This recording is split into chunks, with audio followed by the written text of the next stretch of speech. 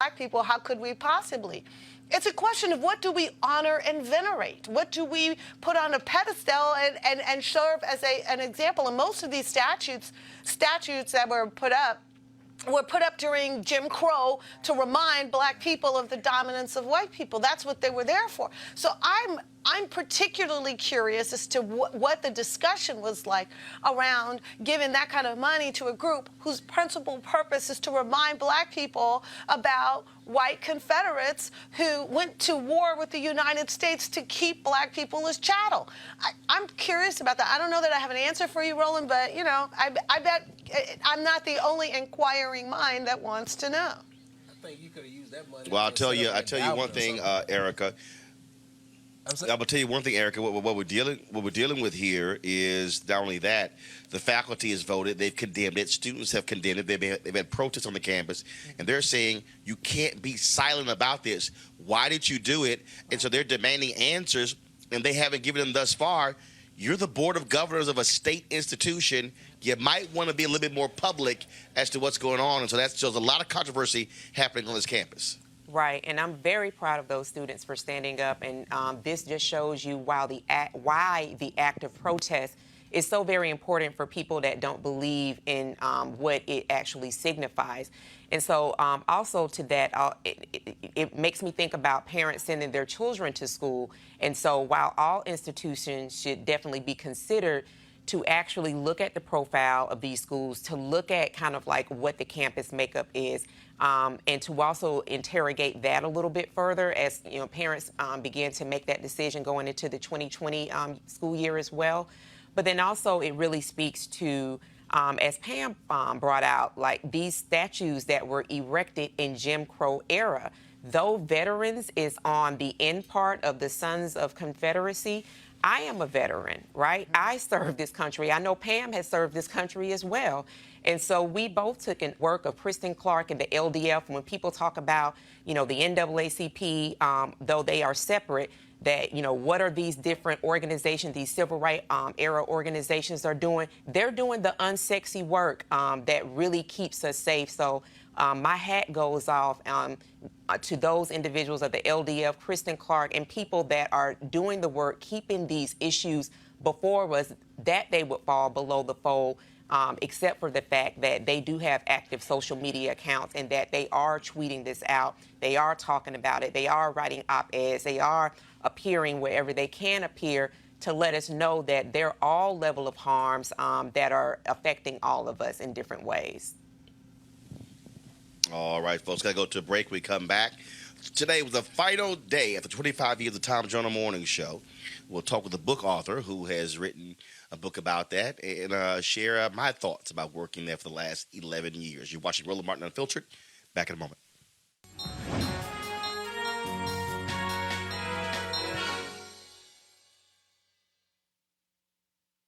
Where can you find an AFSCME member? The answer is everywhere our communities need us. More than 1 million AFSCME members bring their passion for public service to the work they do every day.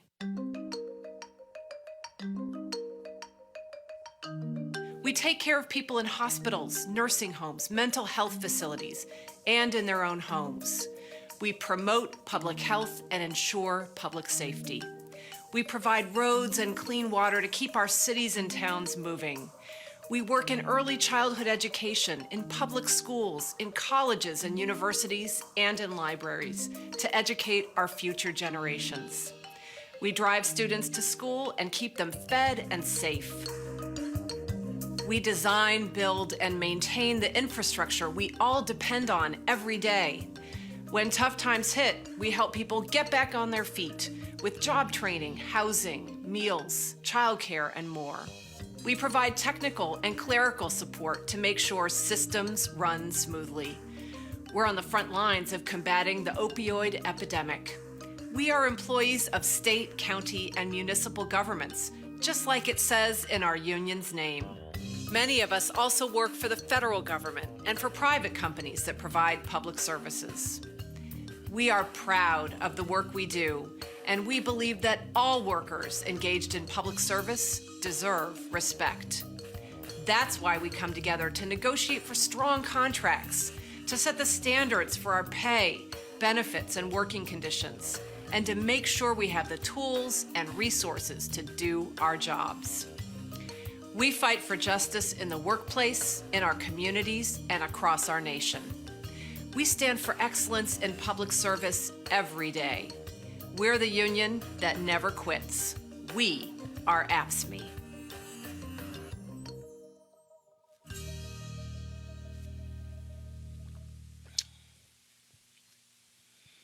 All right, folks.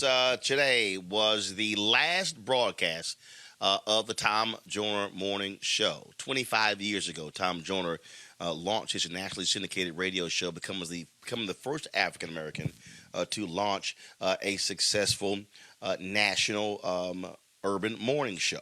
Of course, he with that show, entertained folks, enlightened folks, educated folks, played a huge role in the 1996-2000 election, credited with registering more than 250,000 voters as well.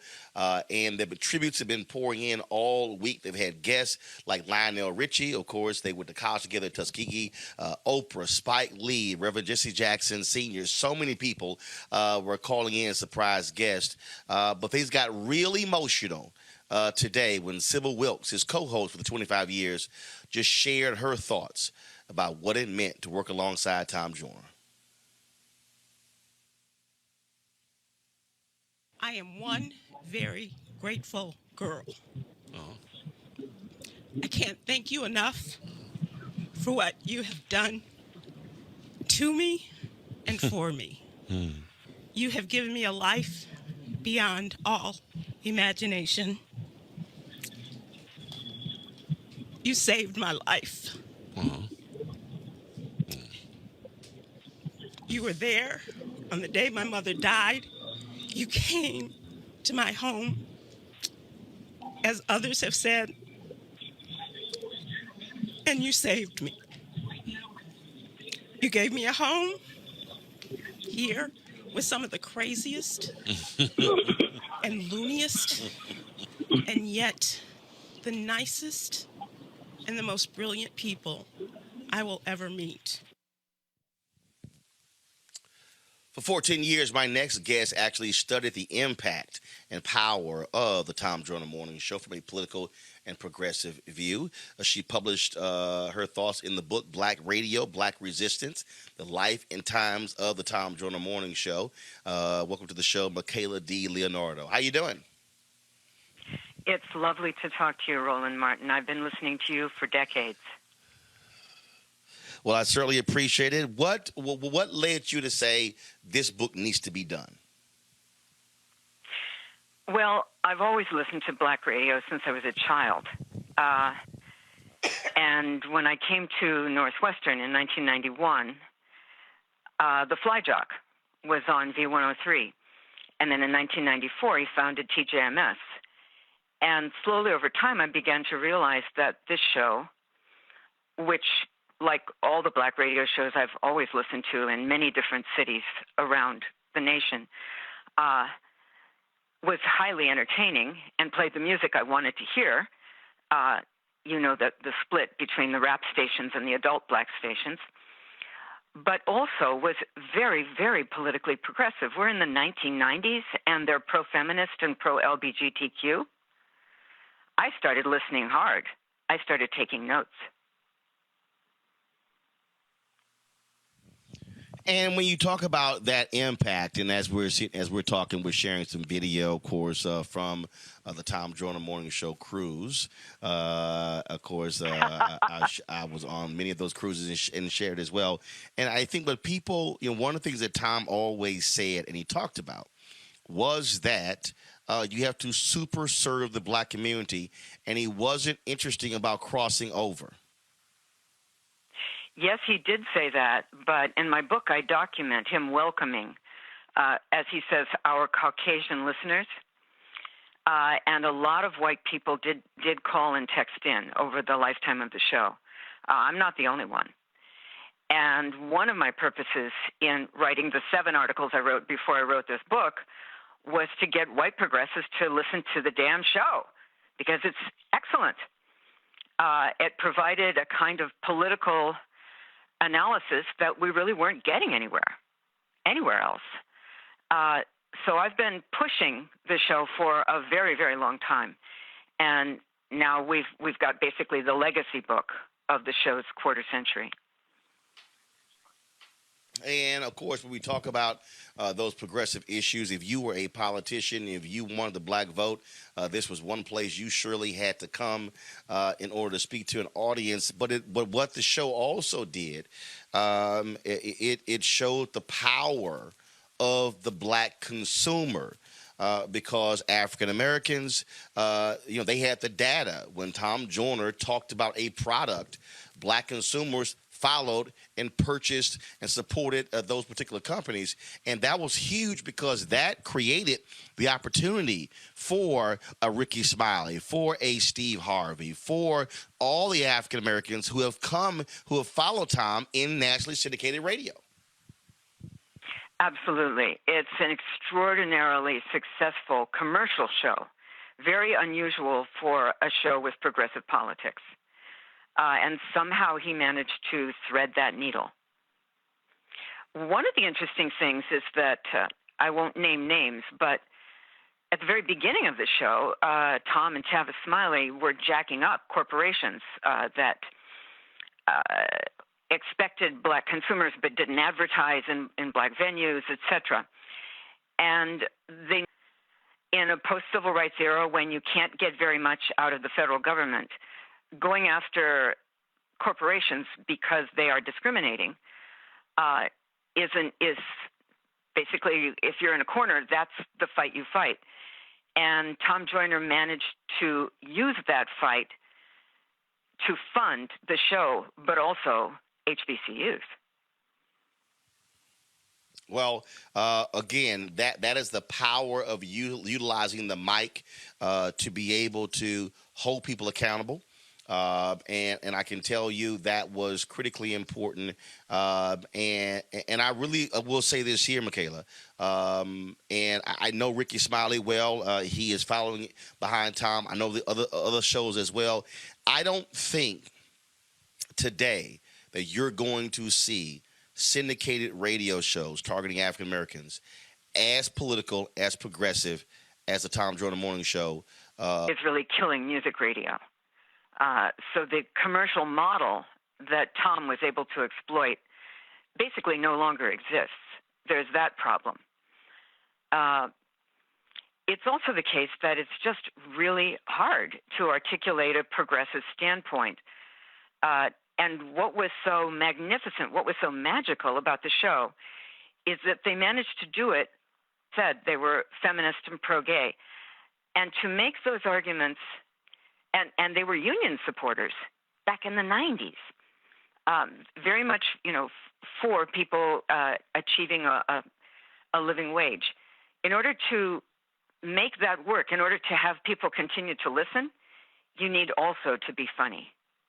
And Tom was a genius at hiring people who are unbelievably funny, and he himself is as well. Well, it has certainly been an impactful show, one that I, again, like I said, feel appreciated. Thanks a lot. Thank you so much, Roland Martin. All right, let's go to our panel here. Erica, your thoughts about the end of an historic era? I've been thinking about this all week and did shed a few tears. I thought about It's Your World, that soap opera that ran on his show for some time, and that was just some pass the torch. Tom Joyner is living history. He has opened doors that I don't know that will be open to the level that he opened them. So I just want to say as a listener that I greatly appreciate and I honor Tom Joyner and what his platform meant to a little black girl like me, a now black woman.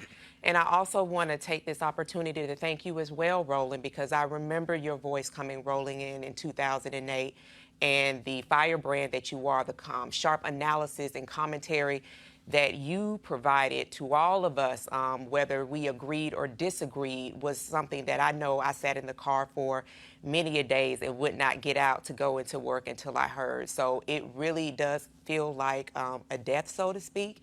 And I think that we are grieving, but thank you. And just wishing Tom Joyner, Sybil, you, Jackie Reed, everyone that has been a part of that whole programming era, a quarter of a century, farewell. And thank you. Julian.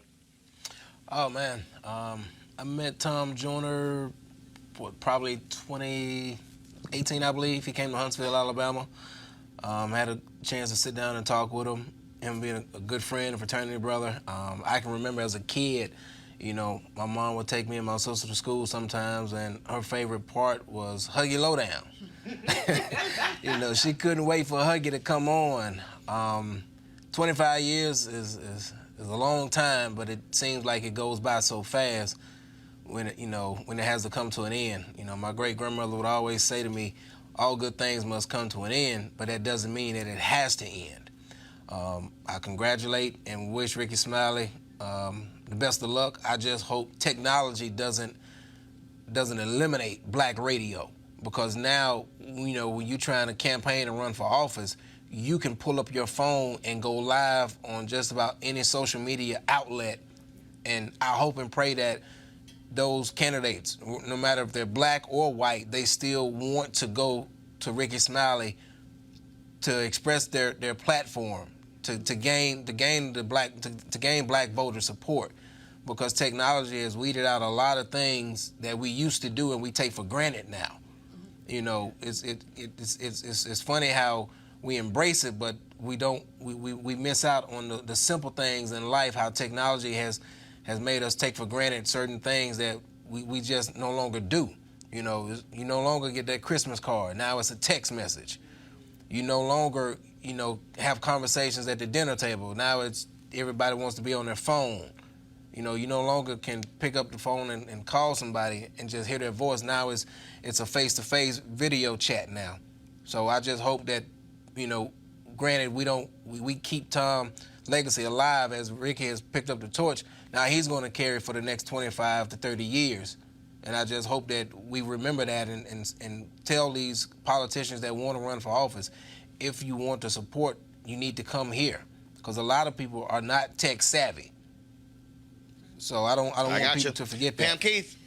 You know, it's so funny. Yesterday, Roland, I spoke about one of the powers of the black community is sort of this thread of common cultural references that connects us from one coast to the other, north to south. And a lot of that is based on syndicated radio that gave us common of being on the Tom Joyner morning show when I ran for Senate. And I was in Miami at the time, and I didn't know he was going to be there. So I show up at the studio to do my little spot. I'm so excited. Just the idea of being syndicated for just like a hot second. And in walks Tom Joyner, and I tell you, he was the most gracious, the most approachable, the most human and kind and friendly and down to earth. And he's an icon of my childhood, so I was a little starstruck, but he definitely put me immediately at ease. And so I want to thank him, obviously, for launching so many people and for what he did for me. It was a unique pleasure. And the last thing I want to say is that I think Julian makes an excellent point about how do we use these platforms in which so many people unite for political power? Tom did do that for candidates, but one of the funny things about black entertainment is that black people decide what's cool in America. We launch stars every day, be they in sports, music, entertainment, arts, whatever. You know, we decide what's the swagger of America, and we put our collective determination behind people, and we launch them into the stratosphere. And I'd love to see Rickey take Tom's legacy and use it to launch political stars, to launch stars locally, statewide, and nationally, to put the swagger and the coolness and the hipness of what black people think, and say, yeah, our candidates are all of that. Because if we do that, I think we can really change the game. I think here are my final comments here. I think if you look at today, if you look at Steve Harvey, if you look at Dale Hughley, Ricky Smiley, Erica Campbell, Joe Madison, if you look at Rick and Sasha, Russ Parr, you can go Breakfast Club, you can go on and on and on. None of those nationally syndicated shows will be on the air if it wasn't for the foundation that was laid by Tom Joyner. Folks, he got the name the Fly Jock because he was flying between Dallas and Chicago, doing mornings in Dallas and doing afternoon drive in Chicago. National radio outlets did not believe that syndicated radio would work for black people. You had the Rick D's of the world. You had all these other different people out here who were doing syndicated radio. They did not believe that it would work for black folks. But Tom Joyner proved them otherwise.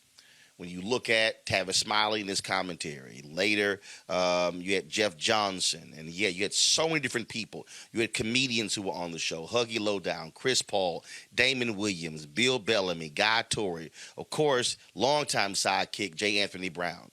You talk about the importance of what Sybil Wilkes brought as co-host. They are all 25 years as well. You talk about Myra J. You talk about Miss Dupree. You talk about Jenna. Talk about all those folks. There's so many people who came through the show, whether you talk about the soap opera issue world, whether you talk about, again, the live band that performed. I mean, we can go on and on and on and on.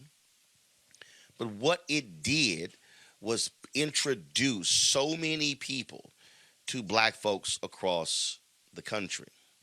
But many folks don't realize, or may not even realize that I was the founding editor of BlackAmericaWeb.com, Tom's website. When 9/11 happened, I was pulled on the air reporting on that on the Tom Joyner Morning Show. You're talking. So even though I was on the show the last 11 years. Prior to that, had made appearances on the show when I was the top editor of BlackAmericaWeb.com. So what people need to understand is, why was this show created? I created this show, Roland Martin Unfiltered, because I saw this day coming.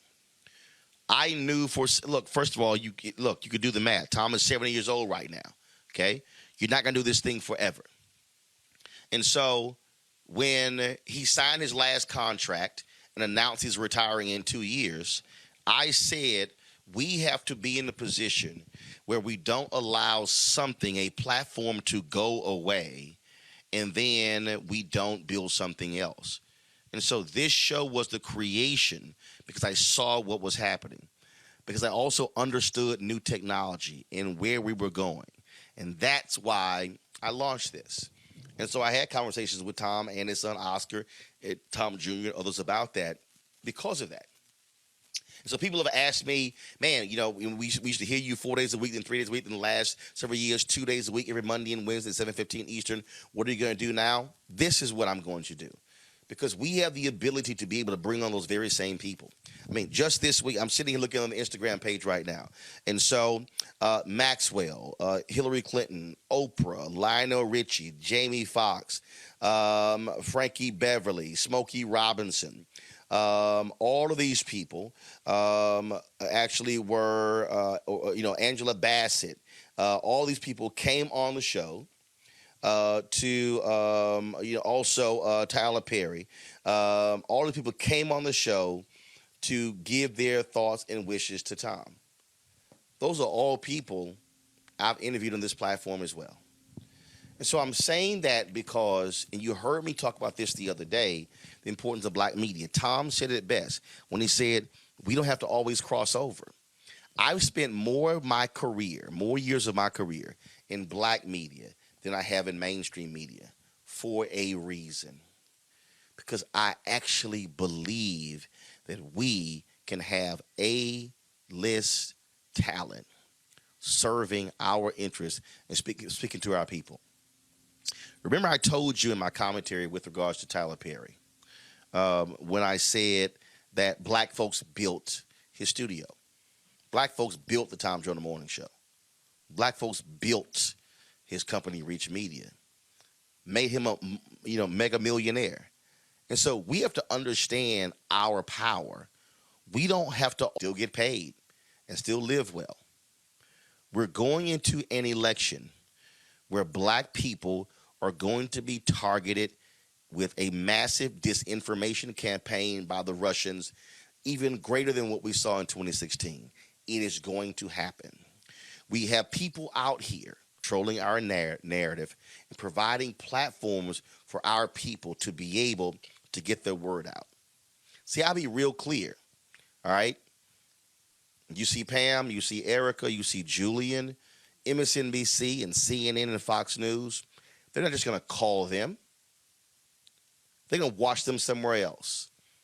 And so the exact same thing happens. So when you see Angela Rye and David Swerdlick, and when you see Lauren Coates, and when you see Paul Butler, and I can go on and on and on, those are all people who came through the platforms that I created. And that's what it means when you're thinking ahead. How do you create a space for black talent to be able to showcase who they are and what they mean and how valuable they are? And then other folks start paying attention. That's what the Tom Joyner Morning Show did. That's what will be happening on this show as well, which is why, just like with Tom, we need you to support. And so that has to happen for us. We must support our institutions. And so with that, we will end today's show. I am here in Dallas tomorrow. I'm going to be interviewing Spike Lee at the Winspear Opera House in Dallas. If you haven't got your tickets, please go online, go to the website and do so. And that's critically important, again, because here's a piece. I was chilling, and they told me that they were going to have a local person interview Spike. He said, "Nuh-uh, hell no. Y'all better call Roland Martin." And so that's why I'm here. And so looking forward to the conversation with Spike Lee tomorrow. Somebody else who called in and congratulated Tom as well. And so, folks, we want you to support Roland Martin Unfiltered. Your dollars makes this show possible, allows us to be able to cover the stories that are important to you. And so please go to RolandMartinUnfiltered.com, join our Bring the Funk fan club. Again, with 20,000 of our supporters give $50 a year. That's a little more than $4 a month. Guess what? We can do this show without a single advertiser dollar, because guess what? We can also self-fund and be in control of our destiny and be independent. And so, as always on Fridays, we end the show by showing you all of our supporters who have given thus far. If you don't see your name on the list, shoot us an email. We'll take care of that.